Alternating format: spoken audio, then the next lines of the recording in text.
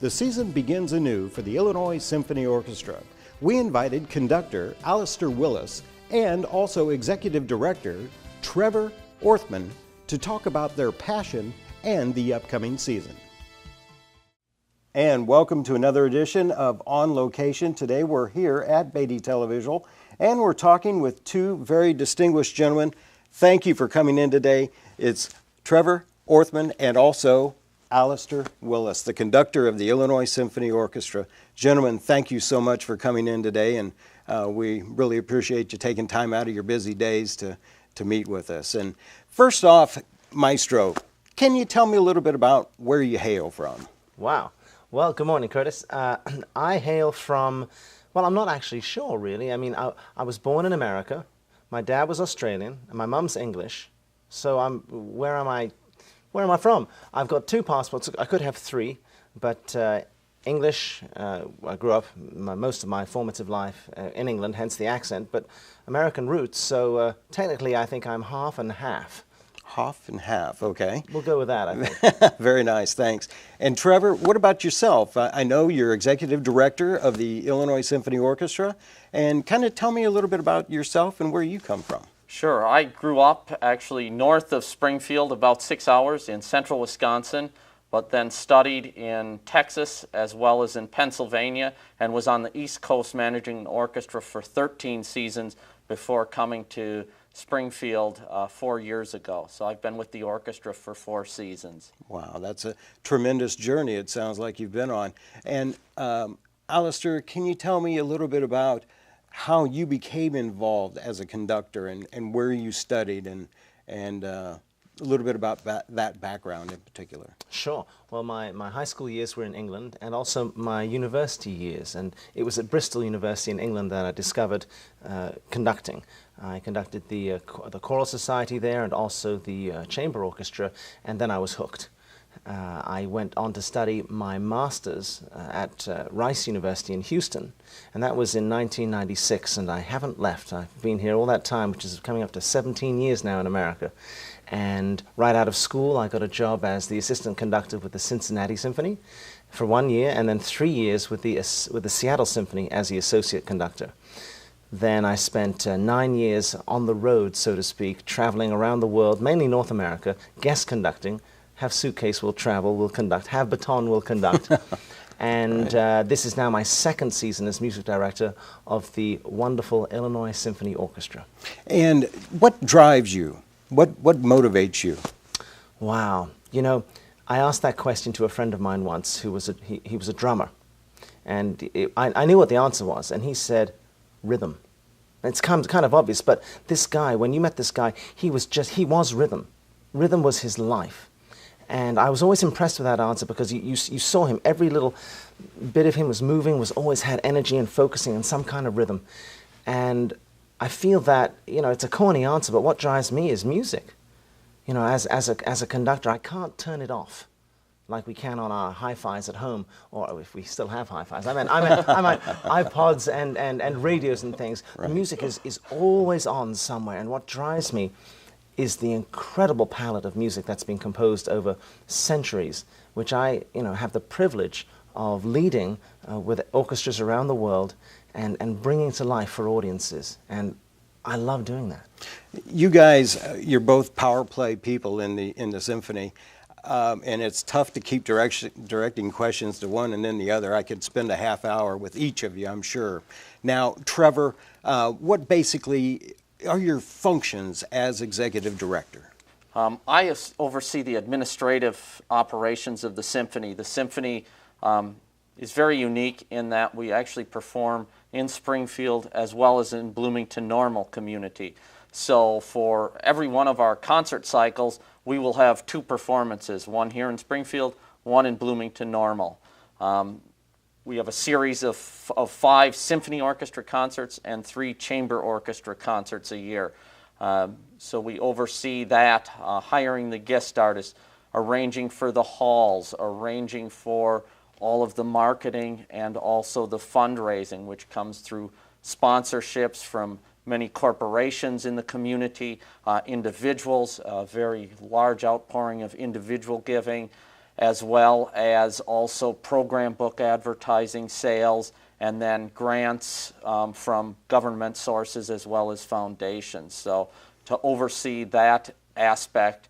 And in both communities, we also have volunteer guilds, which also help in our large gala fundraisers that we have each year that raise, over $100,000 combined for the orchestra. So overseeing all of the volunteers and all of the administrative operations of the orchestra. That's quite a juggling act. It's a fun juggling act. And so we're coming into another season, so there has to be fundraising going on right now. There definitely is fundraising going on. We're currently, lining up, hopefully, our final sponsorships for this year, and we're actually planning the next season. So we're in the throes now of discussing and arranging dates and concert halls for the 2014-2015 season. But this year, we're still looking for sponsors for some of our guest artists who will be appearing, which Alistair can talk about probably in a minute, as well as just some great, exciting things we're doing this year connected to the region with Lincoln, and it's just going to, it's going to be great, as well as in our education programs for elementary school age children. We're actually partnering with Carnegie Hall in their Link Up program this year. So some new initiatives that should be exciting and fun, and hopefully see great growth of the symphony. Oh, that's beautiful. Now, back to you, Alistair. Sorry, we keep having this tennis match going on. So how do you go about picking the selections for each of the performances? Well, the choosing of the repertoire is always a collaborative endeavor. When I first got the job this time last year, I got a call from the executive from the chairman of the board, and then Trevor, and Trevor said, "We need a season for last year." And I said, "I'll have one by the morning." And I put the phone down. I didn't realize how silly that was, and how it just was the wrong thing to say, because I put the phone down. I made a list of all my favorite pieces, salivating with every single one, and then realized, hang on, that's not right. That's not how to go about. It's not about me. It's about the community. And if anything, this next season that we're just about to start, for me, above all, we're trying to find deeper roots in our community. We've got another blockbuster season for you, but we're going to go deeper and use more resources that we have right here under our fingertips here in Central Illinois.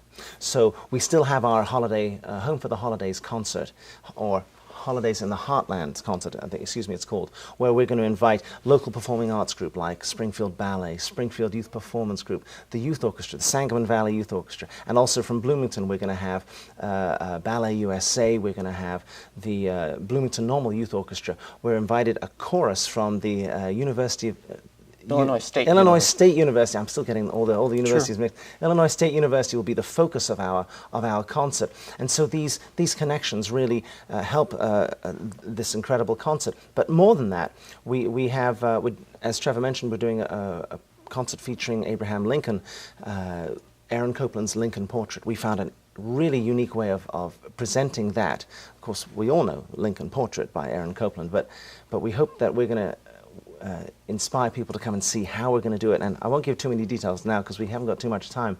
But also we're going to involve the Illinois State University's theater department to come and help us with music from Prokofiev's Romeo and Juliet. We've invited them to do something in between the 9 sections of the music that we're going to perform.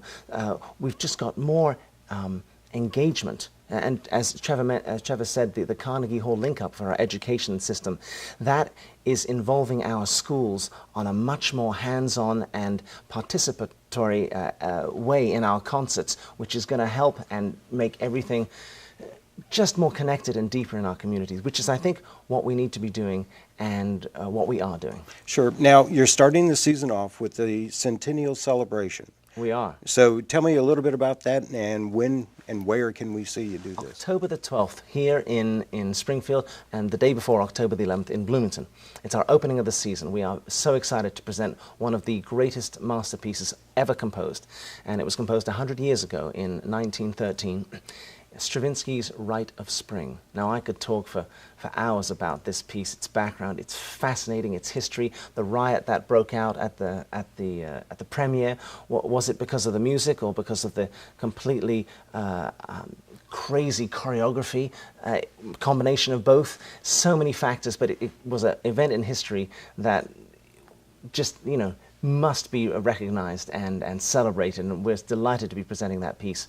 But there's another piece by a composer called Benjamin Britten, and he was born in 1913, so he'd be 100 today if he was still alive. One of the most famous English, the most important English composers there is, and he wrote a piece which was originally intended for television called A Young Person's Guide to the Orchestra.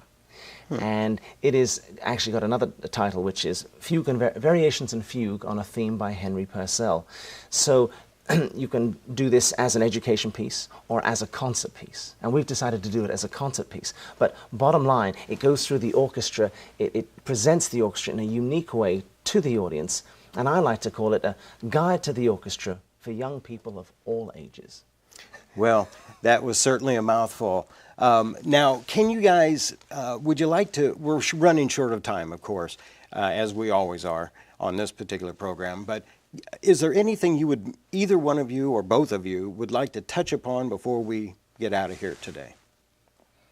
I mean, I think the most important thing is that we want to see the community at the concerts, in the concert hall. This season, I mean, as Alistair explained, really connects with the community, and I think we have sort of a great menu of programs. If we were to sort of take it to that restaurant experience, that there's, some great appetizers, wonderful main courses, and definitely some decadent desserts. So it's time to get out and experience that, and maybe have dinner beforehand and then come for another dinner of great symphony music. Now, the first performance, October 12th, correct, at 8 p.m.? At 8 o'clock p.m. at Sangamon Auditorium, and at 7 o'clock p.m. there's a pre-concert discussion with Alistair and invited guests. Good morning, girls and boys, young and old, and welcome to Seuss on the Loose with your very own Illinois Symphony Orchestra, led by music director Alistair Willis. This morning's concert is brought to you through the generous support of PNC, State Farm, Susan Cook House Educational Trust, St. John's Children's Hospital, Lesser Franklin Charitable Trust, Target, the Springfield Area Arts Council, and the Illinois Arts Council. Now sit back, relax, and fasten your seatbelts as we go on an incredible musical journey with the Illinois Symphony Orchestra.